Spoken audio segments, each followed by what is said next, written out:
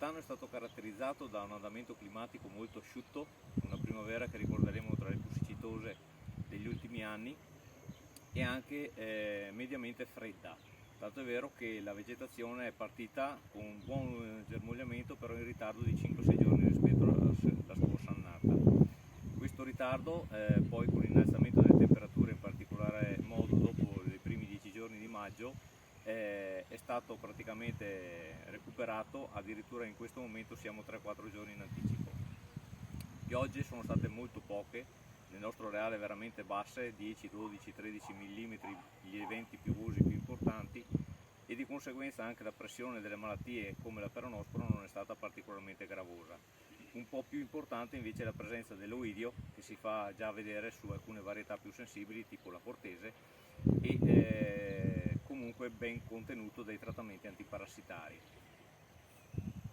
Poi altre cose che hanno caratterizzato nella nostra zona quest'anno appunto è stato questo germogliamento uniforme, costante, e da una parte, dall'altra parte la necessità delle irrigazioni già a partire in alcune aree, specialmente nei terreni più viaiosi, dal mese di aprile.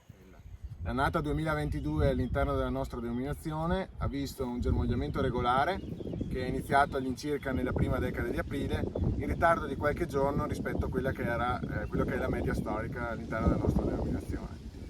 È proseguito poi con una fioritura molto rapida che si è conclusa in una settimana nell'ultima decade di maggio.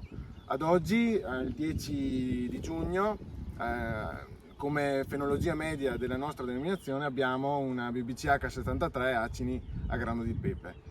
Per quanto riguarda la fertilità delle nostre varietà principali, Corvina, Corvinone e Rondinella, siamo leggermente inferiori rispetto a quelle che sono le medie storiche varietali e tuttavia in linea con l'annata 2021. Dal punto di vista delle patologie, la peronospora ha dato qualche manifestazione di infezione con le piogge dell'ultima decade di maggio, che tuttavia grazie anche all'utilizzo di modelli previsionali siamo riusciti a gestire adeguatamente. L'oidio invece, specialmente qua in collina, ha dato filo da torcere, sta dando ancora filo da torcere ai nostri agricoltori, perché in fase fenologica con quarta, quinta foglia ci sono state diverse manifestazioni del fungo che hanno dato modo comunque di poter agire d'anticipo.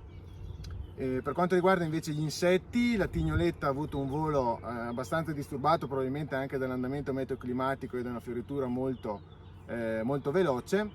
Invece si segnala a macchia di leopardo in qualche vigneto della denominazione la presenza di prima generazione di adulti di Rasmoneura vulnerata.